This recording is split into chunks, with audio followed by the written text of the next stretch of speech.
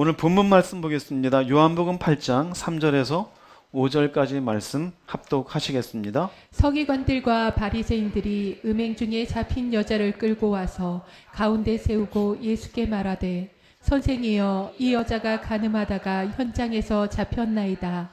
모세는 율법에 이러한 여자를 돌로 치라 명하였거니와 선생은 어떻게 말하겠나이까. 네. 지난주 설교 잠깐 생각해 보시면 초막절 절기가 있었습니다. 절기 내내 주님이 말씀을 선포했고 절기가 끝나고 사람들은 특별한 결단도 없이 자기네 집으로 그냥 돌아가니라. 이걸로 7장이 마무리됩니다. 그 미지근한 신앙인이라고 했습니다. 그러나 8장 1절에 예수님께서는 감람산으로 올라가셔서 하나님과의 교제를 귀하게 여기시는 모습을 우리가 나누었습니다. 다음 날이 되어서 전날 집에 갔던 사람들이 또 예수님 앞으로 옵니다. 성전에 모여서 예수님이 말씀을 전하는데 그 전하는 와중에 이 말씀 3절이 시작되어집니다. 사람들이 서기관과 바리새인들을 중심으로 해서 간음하는 현장에서 붙잡힌 여인을 끌고 옵니다. 그리고 묻습니다. 율법에는 이런 여자를 돌로 치라 했는데 선생은 어떻게 말하겠나이까. 우리가 아는 간음하는 현장에서 붙잡힌 여인에 대한 이야기가 전개되고 있습니다.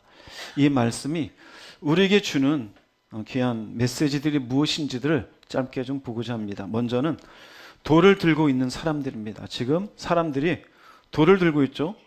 예수께서 말만 하면은 지금 돌을 던지기 위해서 준비하고 있습니다. 선생은 이 여자에 대해서 뭐라고 말할 겁니까? 성경은 8장 6절에 이렇게 이야기합니다. 읽어보겠습니다. 그들이 이렇게 말함은 고발할 조건을 얻고자 하여 예수를 시험함이로라. 예수께서 몸을 굽히사 손가락으로 땅에 쓰시니. 서기관과 바리새인들은 구약의 말씀에 정통한 사람들입니다. 예수께 와서 이 여인이 어떤 여인인지 이야기하고 뭐라고 말하는지 이걸 통하여 초막절 내내 예수가 그리스도네 아니네 계속 논쟁이 있었잖아요. 바리새인들은 결국 예수는 엉터리인 것을 증명하고 싶은 거예요. 사람들에게 가르치고 있는 자리에 일부러 데리고 와서 이 자는 엉터리다. 흔한 말로 외식하는 인간이다 라면서 예수님을 어려움에 처하게 하기 위해서 지금 이렇게 데리고 온 겁니다. 이게 목적이었어요. 고발할 조건을. 그럼 어떤 고발일까요? 둘 중에 하나는 어느 건지 걸리게 되어져 있어요. 간음한 여인을 용서하라 그러면 율법에 써 있는데 왜 너는 용서하라 그래? 그럼 율법을 어겼다고 하겠죠. 또 반대로 그럼 간음한 여인을 돌로 쳐라 그러면 뭐라 그래요? 이 인간은 뭐가 없다 그래요? 사랑이 없는 인간이라고 공격할 거예요. 그럼 결국 예수님은 어떻게 하기 위한 겁니까? 올무에 빠뜨리기 위한 질문이에요. 그 예수님이 바로 대답하지 아니하고 몸을 굽히고 손가락으로 땅에 쓰십니다. 뭐라고 썼는지 성경에 나와 있지 않아요. 간혹가다 어떤 분이 저한테 뭐래요? 목사님, 예수님 여기에다 뭐라고 썼을까요? 제가 그랬어요. 여기 답하면 제가 이단이 됩니다. 성경도 뭐라고 말 안 하는데 내가 여기다가 이웃을 사랑하라. 그럼 이단 되고. 하나님 잘 섬겨라. 그럼 이단 되고. 성경 그거에 대해서는 궁금해할 일이 없어요. 여러분도 궁금해하지 마세요. 그냥 뭐라고 썼는지는 우리가 별로 고민할 일이 없어요. 대신에 주님이 이런 말씀을 하셔요. 요한복음 8장 7절 말씀 읽어보겠습니다. 그래도 그들이 계속해서 질문을 하자 예수님은 일어나 너희 가운데 죄 없는 사람이 먼저 그 여자를 돌로 쳐라 하시고. 예, 계속 질문합니다. 어떻게 할 거냐? 이 여자는 죄인이지 않느냐? 그것도 현장에서 잡혔다. 율법에는 돌로 치라 했잖아. 너 자꾸 뭘 쓰고 있는 거야? 대답 좀 해봐. 좀 그러고 있는 거예요. 주님이 드디어 말씀합니다. 너희 가운데 죄 없는 사람이 먼저 그 여자를 돌로 쳐라. 죄 없는 사람은 뭘까요? 하나님 앞에 의로운 사람이에요. 의로운 사람이 있을까요? 의로운 사람이 있을까요? 생각해 보세요. 죄 없는 사람 먼저 돌로 쳐라. 이 말의 의미는 뭘까요? 너도 죄인인데 남의 죄를 판결할 자격이 있냐 없냐? 너 없지 않느냐? 우리가 재판장에서 누군가가 판사가 있어요. 도둑질을 해갖고 온 사람을 이게 어떤 범죄인지를 설명하는데 이 판사가 어제도 그저께도 남의 집 담을 넘고 있던 판사였어요. 그럼 판사의 자격이 있어요 없어요? 판사의 자격이 없잖아요. 판사의 자격이. 사기꾼이 다른 사기꾼한테 야, 이 사기꾼아 그러면 그 사기꾼이 뭐라 할까요? 니는 사기꾼 아니냐 그러겠죠. 너는 죄인인데 남의 죄를 판단할 자격이 있냐? 이 말의 의미는 뭘까요? 다른 사람 죄를 보기 전에 누구를 돌아봐라? 자신을 돌아봐라 이거예요. 죄 있는지 없는지 자기를 먼저 살펴봐라. 그리고 여자에게 돌 쳐라. 그랬더니 성경은 이렇게 기록합니다. 요한복음 8장 8절 9절 말씀 읽어보겠습니다. 다시 몸을 굽혀 손가락으로 땅에 쓰시니 그들이 이 말씀을 듣고 양심의 가책을 느껴 어른으로 시작하여 젊은이까지 하나씩 하나씩 나가고 오직 예수와 그 가운데 섰는 여자만 남았더라. 예. 그리고는 다시 주님이 엎드리셔서 뭐라고 쓰십니다. 이거 궁금해하지 말라 그랬습니다. 제전에 제가 논문 보는데 이거를 뭐라고 썼는지 논문이 있어요. 뭐라고 썼을까 해서 구약부터 뒤져가지고 아마 이렇게 쓰셨을 것이다. 그게 박사 논문이었어요. 제가 보고서는 웃겨가지고 다시 집어던졌어요. 제가 쓴 게 아니라서 찢어버릴 수는 없었지만 뭐 이런 걸 다 써놨을까. 여러분들도 궁금해하지 마세요. 중요한 건 그 다음에요. 이 말씀을 듣고 어디에 가책을 느껴요? 양심의 가책을 느꼈어요. 그리고는 어른으로부터 시작해서 젊은이까지 하나씩 하나씩 나가요. 양심의 가책을 느낀 게 뭘까요?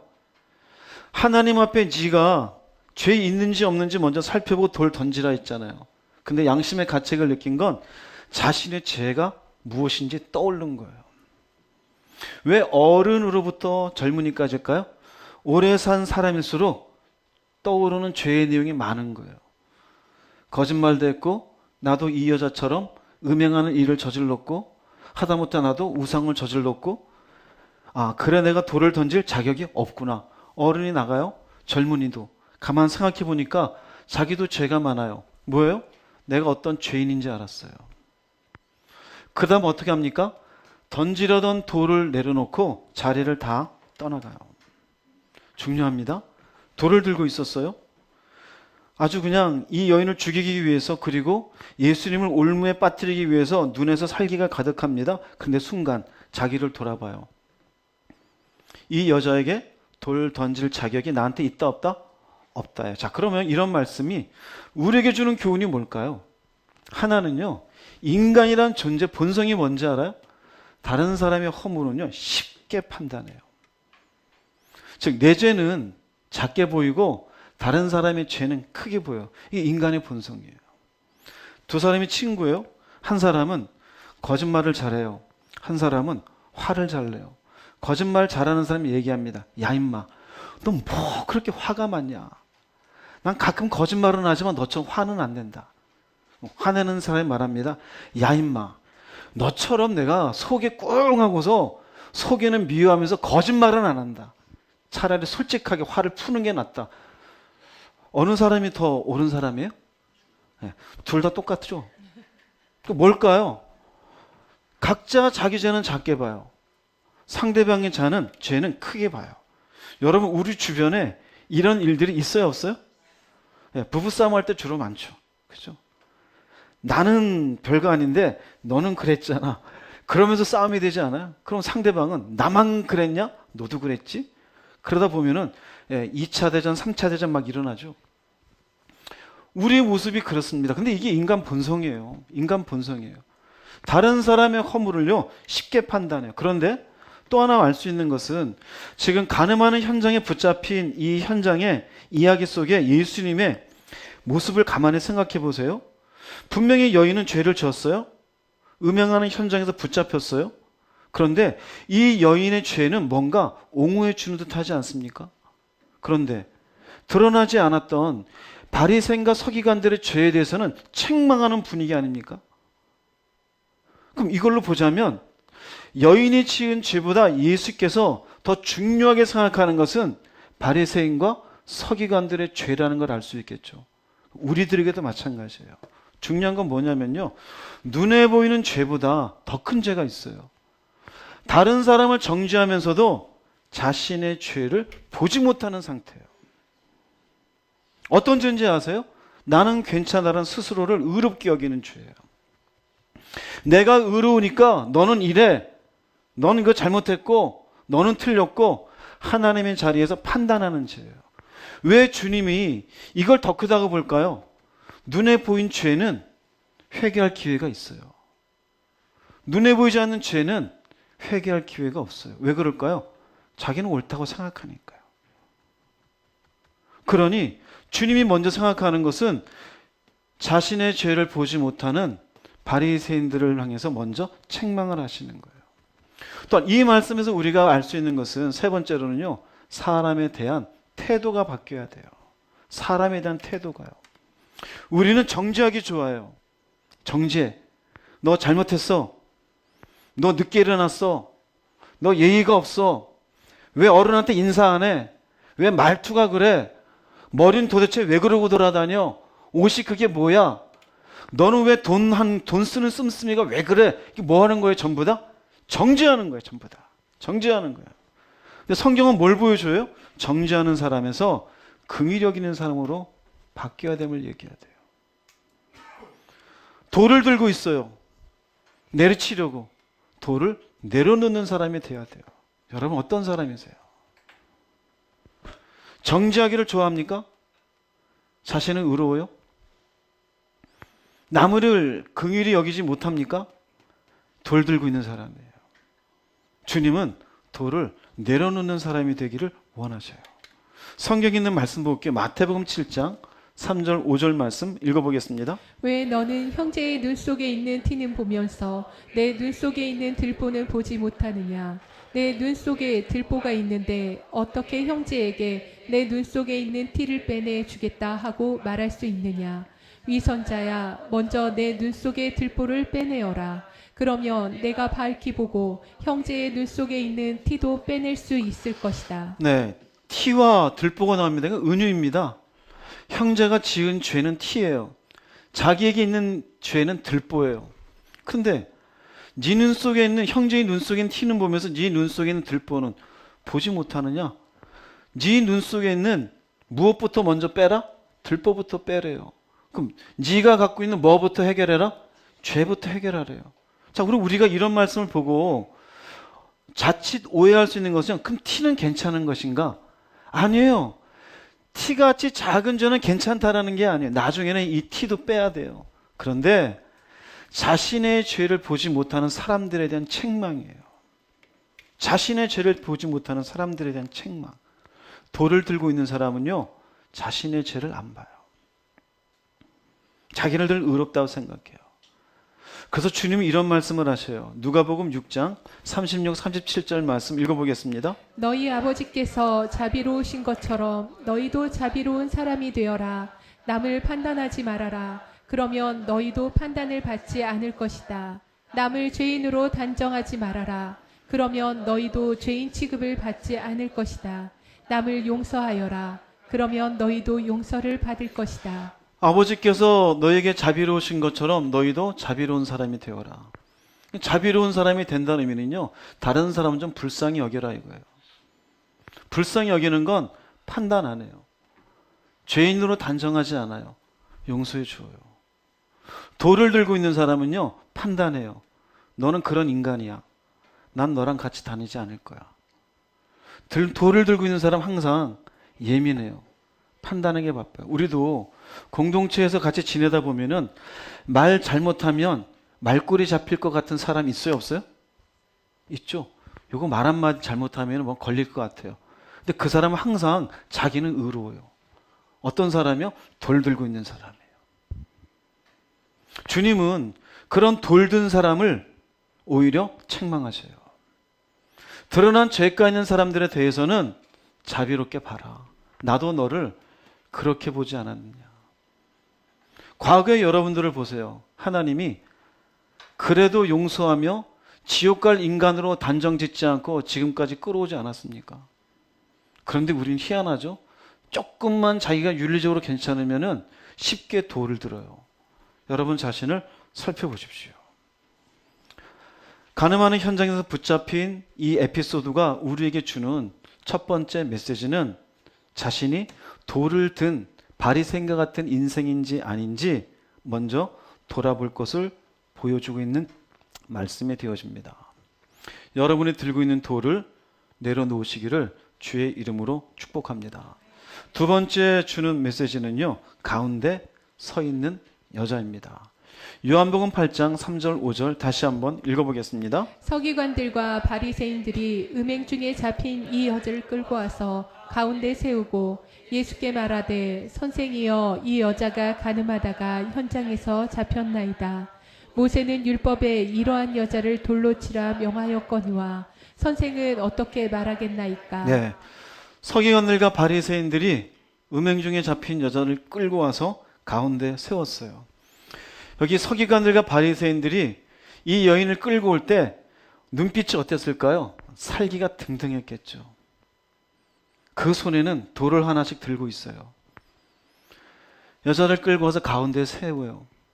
이 여인을 한번 생각해 보세요. 도대체 이 죽음 한가운데서 어떻게 해야 될까? 심장에서 요동치는 소리가 귀에까지 울리지 않았을까요? 새파랗게 질린 얼굴로 어떻게 해야 될지 모르는 이 시간이 멈춘 것 같은 무서운 시간 아닙니까?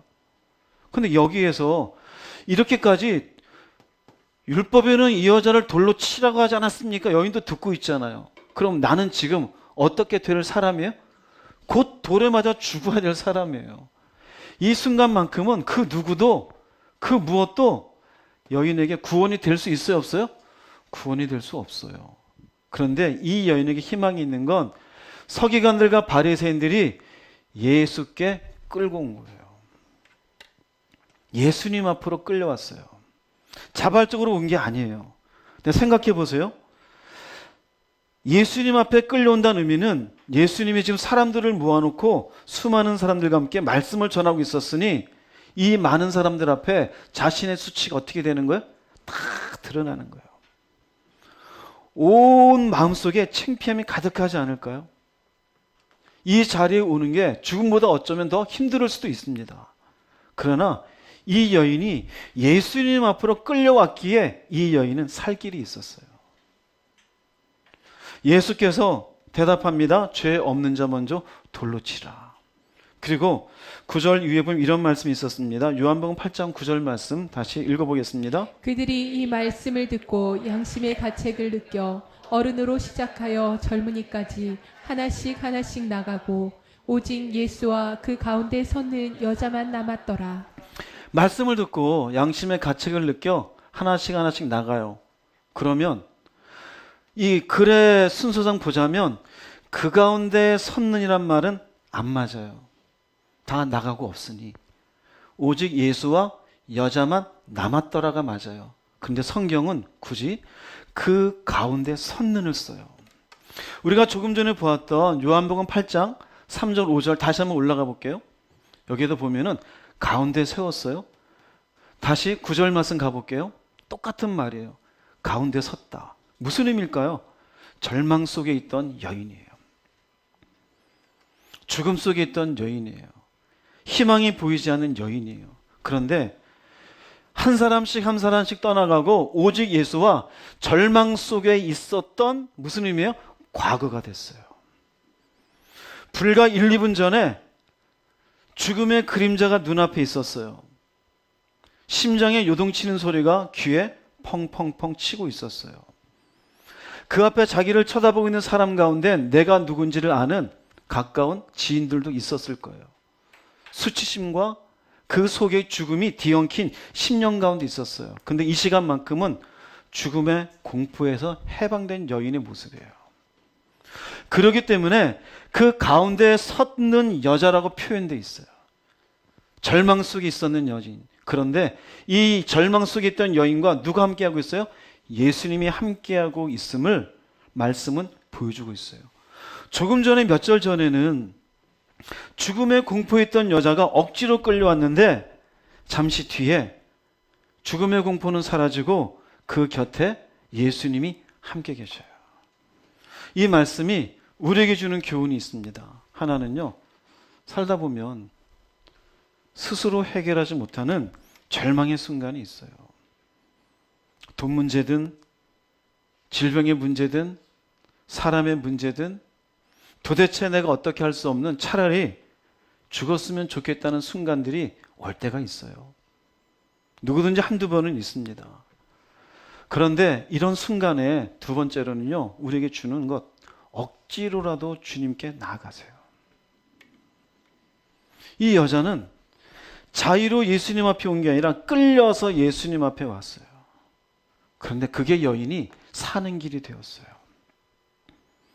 여러분 인생 가운데 절망이라고 느끼고 있습니까?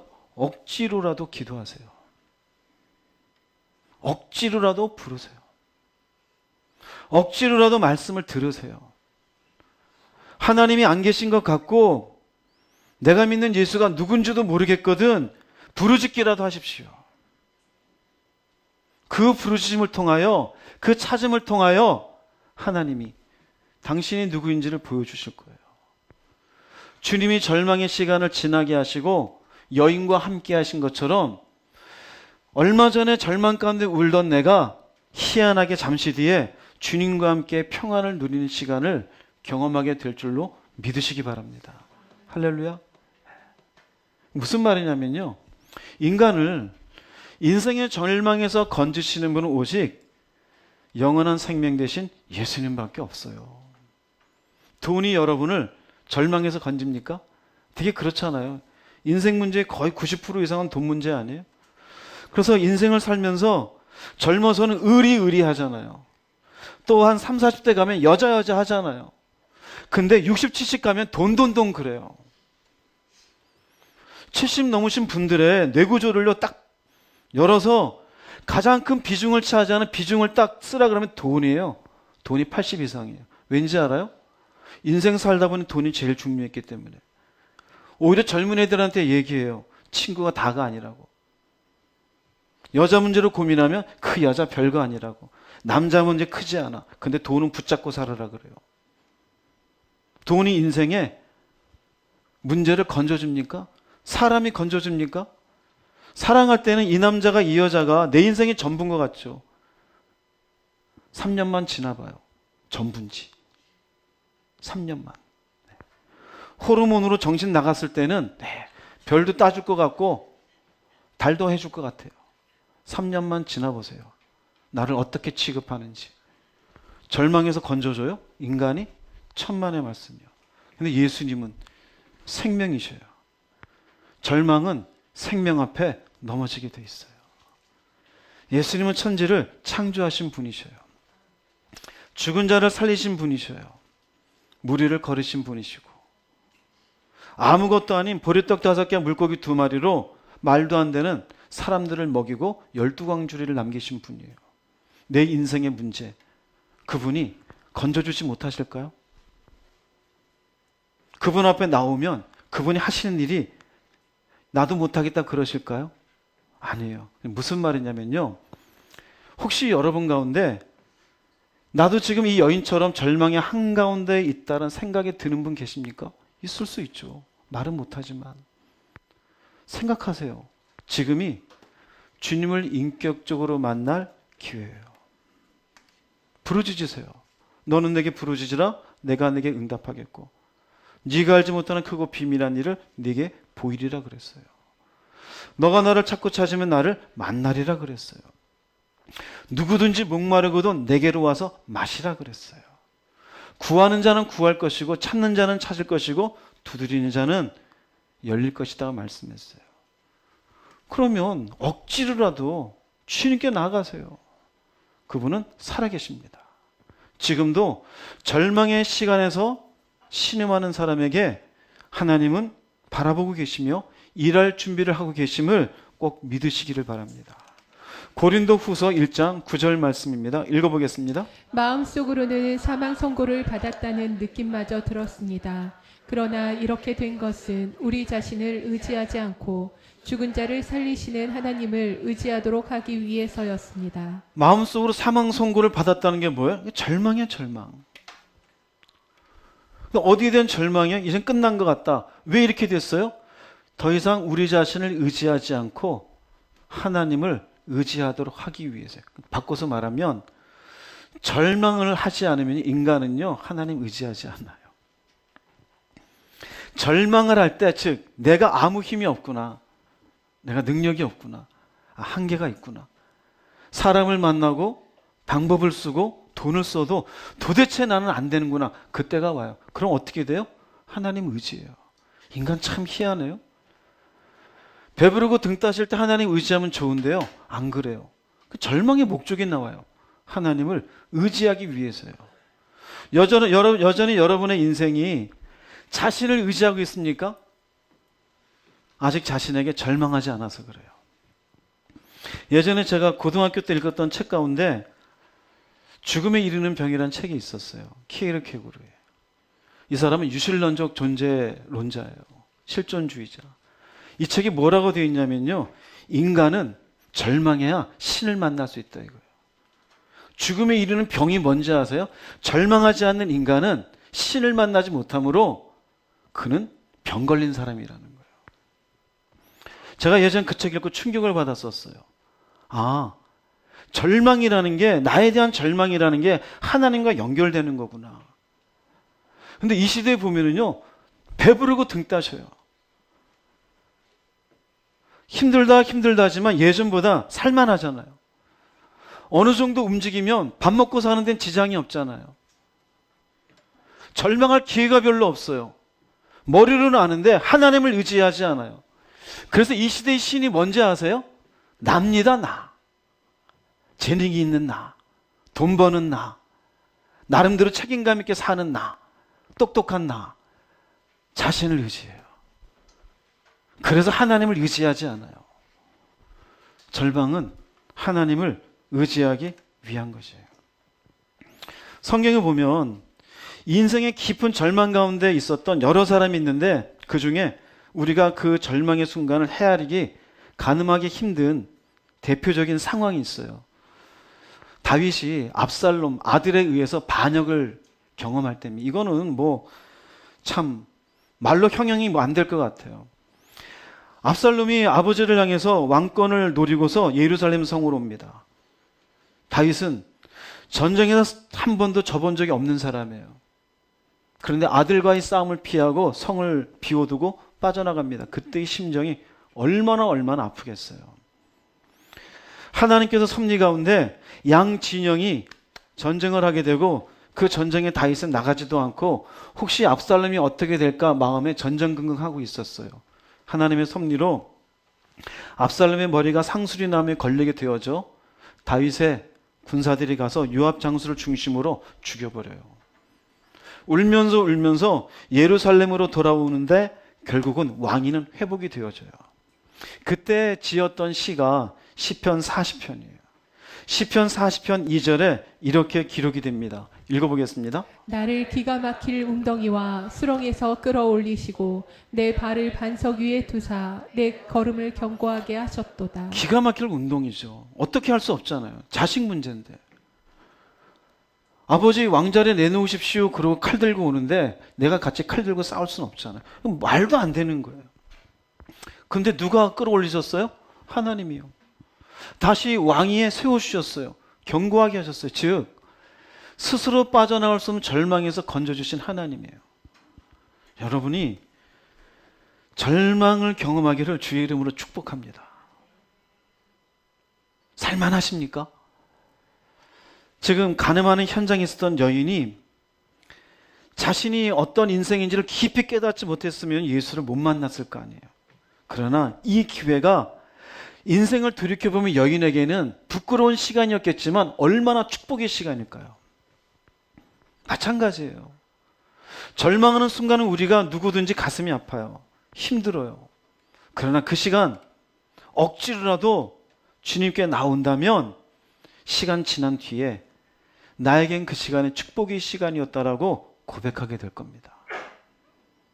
그래서 주님이 이런 말씀하셔요. 누구를 찾는지. 누가복음 19장 10절 말씀 읽어보겠습니다. 인자가 온 것은 잃어버린 자를 찾아 구원하려 함이니라. 즉 주님은 끌려온 여인을 구원하신 것처럼 어디에 신음하는 사람이요? 절망 속에 신음하는 사람이요. 교회 안에 보면은 너무나 기름져 있어요. 예배에 대한 여러분의 태도를 보면은 말씀에 대한 사모함으로 듣는 분이 있지만 말씀에 대해서 언제 끝나나 보자라고 보는 분들도 있어요. 습관적으로. 왜 그럴까요? 아직 신음이 없어요. 배부르고 등 따셔요. 그런 분들은 계속 지난주 말씀드렸던 미지근한 신앙에서 시간만 연장될 겁니다. 성경은 항상 얘기해요. 하나님은 살아계시잖아요. 근데 인간이 안 찾아요. 자기를 늘 의지하니까요. 내 머리를 의지하고 내 재능을 의지하고 내 인생의 시간이 괜찮은 것처럼 생각해요. 진짜 그래요? 여러분들이 지혜롭다면 스스로에게 절망하는 지혜를 가지기를 주의 이름으로 축복합니다.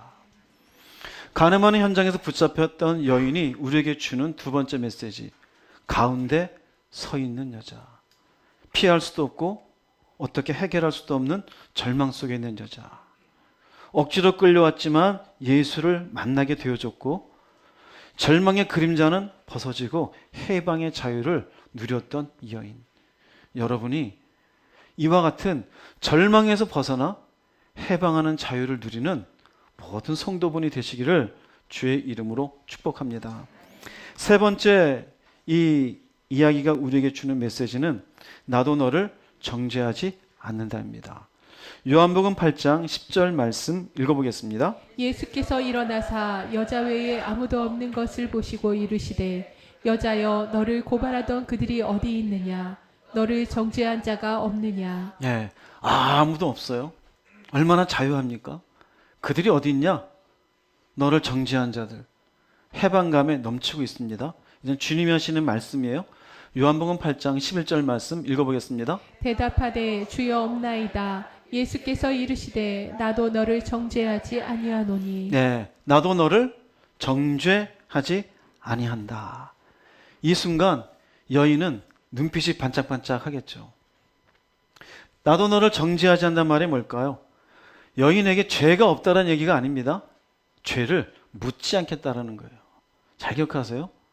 죄가 없는 게 아니에요. 분명히 그건 음행이었고 간음이었어요. 근데 묻지 않겠대요. 이게 뭘까요?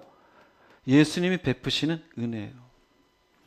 간음하는 현장에서 붙잡혀서 오돌오돌 떨고 있는 여인을 불쌍히 보시는 거예요. 그리고 용서해 주셔요. 그 용서를 받을 때 여인은 세상을 얻은 것 같지 않을까요? 이제 어두워 보였던 자신의 인생이 다 걷어지고 환한 빛으로 가득하지 않을까요? 나도 너를 정죄하지 않는다. 긍휼을 잊는다는 건 그런 거잖아요. 용서를 받는다는 건 갑자기 세상이 달라지잖아요. 자, 그런데 이 뒤에 주시는 말씀이 있어요. 요한복음 8장 11절 뒷절에 있는 말씀 다시 처음부터 읽어보겠습니다. 대답하되 주여 없나이다. 예수께서 이르시되 나도 너를 정죄하지 아니하노니 가서 다시는 죄를 범하지 말라 하시니라. 어둠 속에서 환한 빛 가운데 나왔어요. 자, 이제 빛 가운데 네 인생을 살아야 되지 않겠냐? 그런데 다시는 가서 뭐 하지 말아라? 죄를 범하지 말아라. 내가 너를 불쌍히 여기고 너에게 은혜를 베푼 건 지금 이 순간 죽음을 모면하고 똑같은 죄를 짓고 살라는 게 아니라는 거예요. 즉, 내가 너를 용서해 줬으니 이 용서에 합당한 삶은 동일한 죄를 범하지 않는 삶을 사는 것이다 이거예요. 그럼 바꿔서 말하면 동일한 죄를 반복하며 산다라는 것은 무엇을 의미할까요? 그 용서와 사랑의 가치를 모르기 때문에 그래요. 생각해 보세요. 자녀가 날마다 이 일을 저지르는데 그때마다 용서하고 뒤치다꺼리하고 돈 깨지고 또 용서해요. 근데 그게 반복되는 자녀를 보면은 부모는 어떤 마음이 들겠어요? 언제까지 이걸 해야 될까? 그렇죠? 철딱선이 없는 이 아이를 위해서. 나중에 이 아이가 점점 자라서 어느 순간 멈추면 이제야 뭐 들었구나? 철 들었구나 그러겠죠? 왜 그럴까요? 이제는 동일하던 것들을 안 하잖아요. 그때 깨닫는 거예요. 아버지가 어머니가 나에게 어떤 사랑을 베풀어 주셨는지를 깨닫는 거예요. 자, 우리도 사실은 동일한 사랑과 용서를 다 받았어요.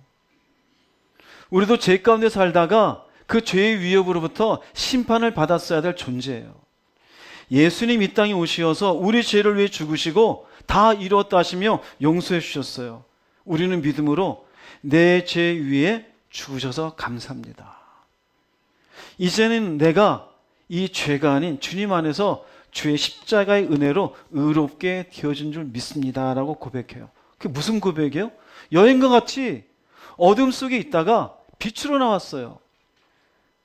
죄의 결과를 우리는 심판으로 맞았어야 되는데 이제는 그 심판이 우리와 관계가 없어요. 히브리서 8장 12절에 이런 말씀이 있어요. 한번 읽어보겠습니다. 내가 그들의 불의를 긍휼히 여기고 그들의 죄를 다시 기억하지 아니하리라. 우리를 용서하는데 다시는 기억하지 않는데요.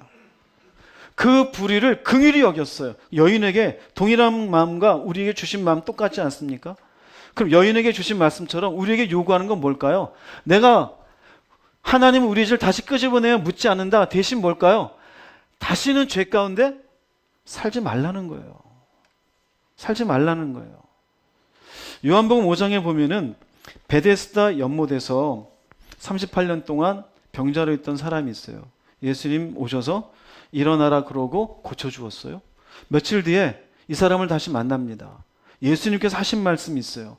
요한복음 5장 14절 말씀 읽어보겠습니다. 보라, 내가 나았으니 더 심한 것이 생기지 않게 다시는 죄를 범하지 말라 하시니. 다시는 죄를 범하지 말라. 똑같죠? 그렇죠?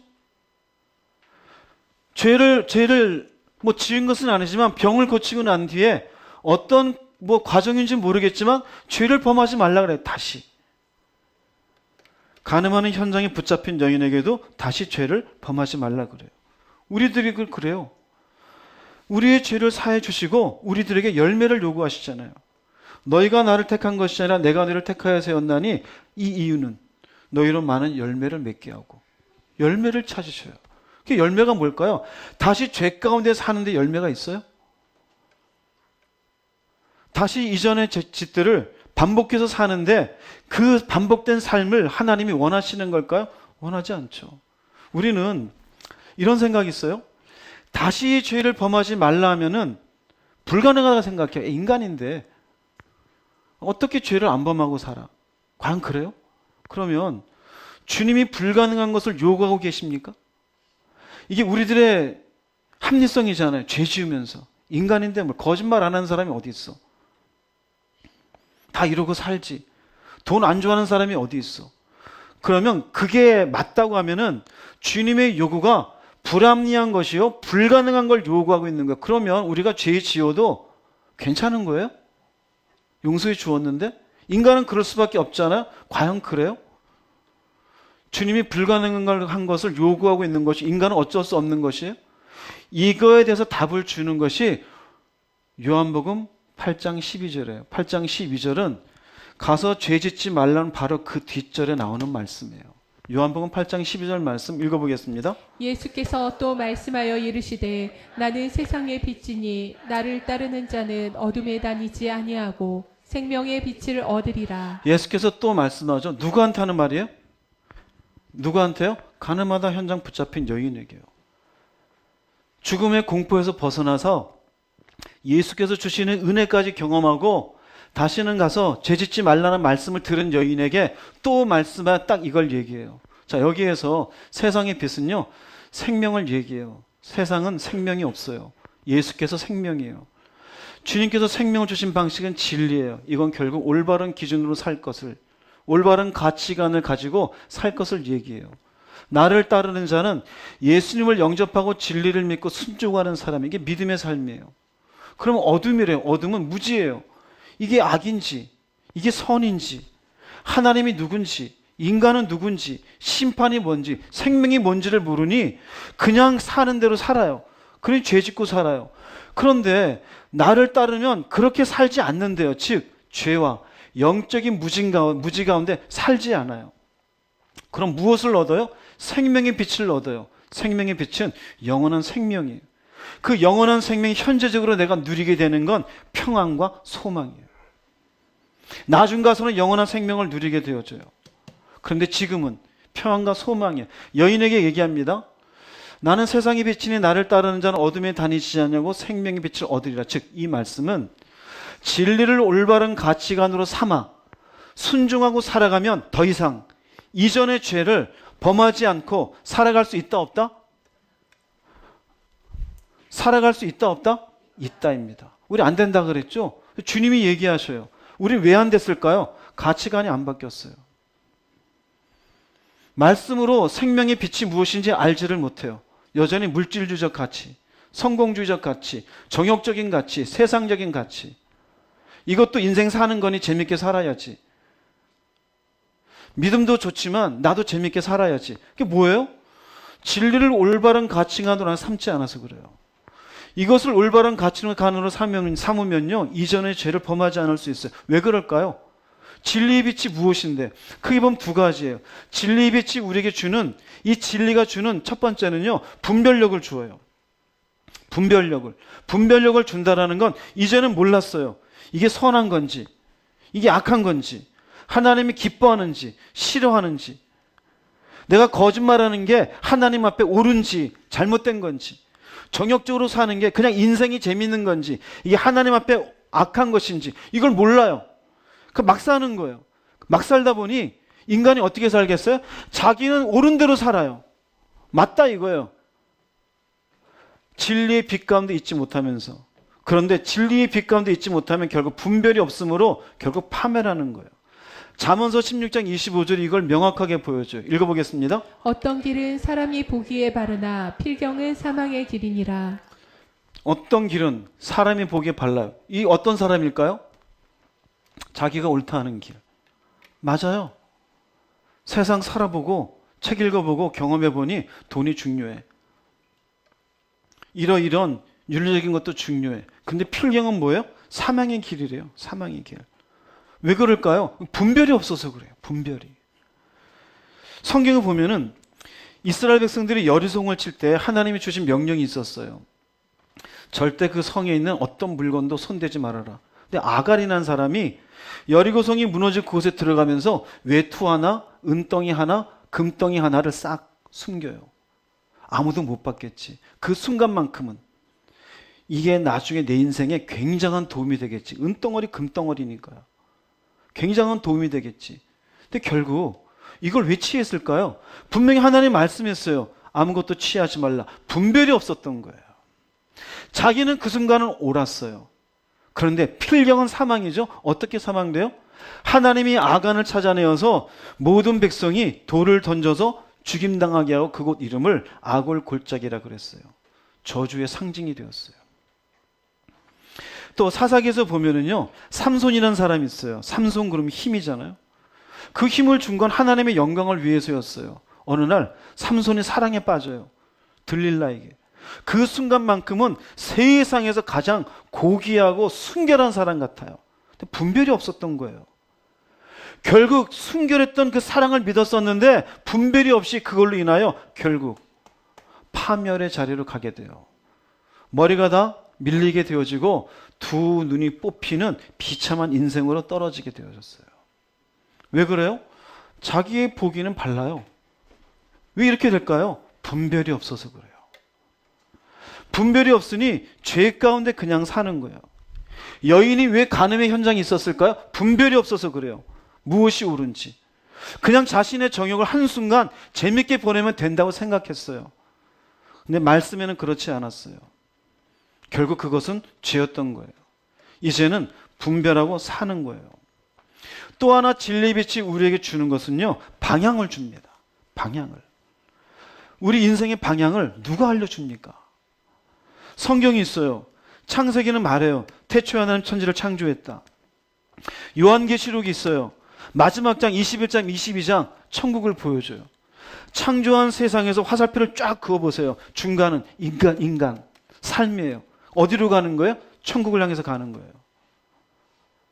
말씀은요, 우리에게 방향을 알려주어요. 시편 119편 105절 읽어보겠습니다. 주의 말씀은 내 발의 등이요 내 길의 빛이니이다. 죄질 일이 있어요. 욕망이 끌어요. 내가 세상의 방식으로 하고 싶어요. 그런데 나는 가야 될 때가 있어요. 어디예요? 하늘을 향해서. 진리는 방향을 알려주어요. 진리의 빛 속에 있지 못하면 교회는 다니는데 방향이 돈 버는 거예요. 집 사는 거예요. 자존심 세우는 거예요. 정욕을 푸는 일이에요. 그게 어떻게 예수 믿는 사람의 방향이 될 수 있어요. 그러나 온전한 방향이 하늘로 되어져 있으면 참게 되어져요. 고3 된 아이가 자기가 가야 될 학교가 있어요. 인생에 대한 목표가 분명하면 잠자리를 넉넉히 잡니까? 잠자리를 줄이게 됩니까? 줄이게 돼요. 왜요? 찾는 거예요. 무엇 때문에요? 목표를 위해서요. 목표를 위해서요. 우리가 왜 쉽게 죄의 길에 들어서는지 알아요? 목표가 분명하지 않아서 그래요. 진리의 빛은요, 우리에게 방향을 명확하게 알려주어요.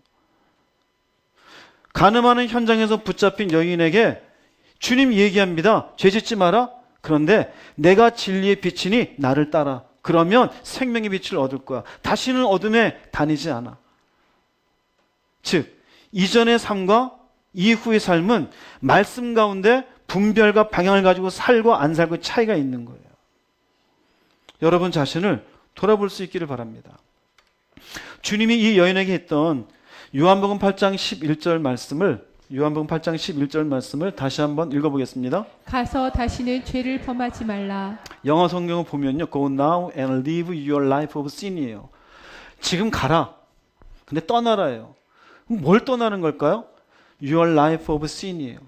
죄의 방식인데요, 이렇게 해석할 수 있어요. 지금 가서 죄가 지배하던 어떤 방식에서, 삶의 방식에서 떠나라. 뭐가 지배하던? 죄가 지배하던. 요것만 빼면 우리는 세상에서 얘기하는 삶의 방식이 옳다고 생각해요. 근데 주님 얘기해요. 이제 그런 삶은 떠나라 이거예요. 이게 11절이잖아요. 근데 12절에서 내가 세상의 빛이니 나를 따르는 자는 어둠에 다니지 않냐고 생명의 빛을 얻으리라 그랬잖아요. 진리의 빛. 그럼 무슨 말이에요? 이런 말이에요. 다시는 어디에 노예가 되지 말고. 왜 이렇게 얘기할까요? 세상의 방식은 욕망이에요. 육체의 정욕, 안목의 정욕, 이생의 자랑이요. 먹는 욕망, 입는 욕망, 마시는 욕망이요. 욕망의 노예가 되지 말고 어디에 종이 되라? 진리의 종이 되어서 살아가라 합니다. 진리의 종이 되어서 살아가라. 그러면 이 간음하는 현장에서 붙잡혔던 여인이 결국은 주님을 만나고 내가 너를 정죄하지 않는다. 주님과 대화를 통해서 이후의 삶은 어떻게 된 거예요? 완전히 바뀌는 거예요. 그럼 이 에피소드에서 우리에게 주는 의미가 뭘까요? 너희도 그렇게 하라는 거예요. 너희도 그렇게 하라. 결론을 내리겠습니다. 요한복음 8장 11절 12절 다시 한번 읽어보겠습니다. 예수께서 이르시되 나도 너를 정죄하지 아니하노니 가서 다시는 죄를 범하지 말라 하시니라. 예수께서 또 말씀하여 이르시되 나는 세상의 빛이니 나를 따르는 자는 어둠에 다니지 아니하고 생명의 빛을 얻으리라. 간음하는 현장에서 붙잡힌 이 여인에 대해서 이 스토리의 결론은 결국 12절이에요. 나는 세상의 빛이니 나를 따르는 자는 어둠에 다니지 아니하고 생명의 빛을 얻으리라. 우리는 간음하는 현장 여인의 이 이야기를 얘기하면 여기까지만 얘기해요. 아니요, 주님은 여기를 얘기했어요. 무슨 말이에요? 진리를 붙잡고 살아가라요. 오늘 세 가지를 얘기했습니다. 돌을 들고 있는 사람들. 여러분은 돌을 들고 있습니까? 나를 돌아보고 돌을 내려놓습니까? 죽음의 위협 속에, 절망감 속에 있던 여인. 억지로 끌려왔지만 결국 살 길을 얻었습니다. 여러분들도 억지로 교회에 왔는지 모르겠지만 살 길을 찾아보십시오. 돈이 우리를 살려주는 게 아닙니다. 사람이 우리를 살려주는 게 아닙니다. 예수께서 우리를 살려주십니다. 세 번째로, 나도 너를 정죄하지 않는다. 주님도 우리를 정죄하지 않아요. 요구하십니다. 그래? 죄 짓지 마. 우리는 변명합니다. 어떻게 인간이 죄를 안 지어요? 그래서 말씀하셔요. 나를 따라. 어디로요? 세상의 빛으로. 진리의 종이 되어서 살아라. 왜 여러분들은 자꾸 반복해서 죄를 지었을까요? 진리를 가까이 하지 않으니까요. 성경적 가치관으로 바뀌지 않았으니까요. 여전히 진리가 아닌 세상의 경험과 세상에서 내가 하고 싶은 욕망의 노예가 되어서 살아가니까요. 어디에 머물러 있어요? 주님이 나도 너를 정죄하지 않는 여기에만 머물러 있어요. 이 말은 못 들은 척해요. 여러분 자신을 돌아보십시오. 주님의 십자가는 우리의 죄를 용서하신 자리입니다. 용서가 끝입니까?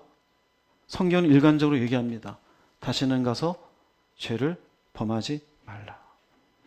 여러분의 신앙이 그저 십자가 지신 예수님 내제 위에 죽으셔서 감사합니다가 아닌, 예, 나도 욕망의 노예가 아닌 진리의 종이 되어 당신이 가리키는 저 하늘을 향해서 온전히 믿음의 길을 살아가겠습니다 라고 고백하는 모두가 되기를 주의 이름으로 축복합니다. 기도하시겠습니다.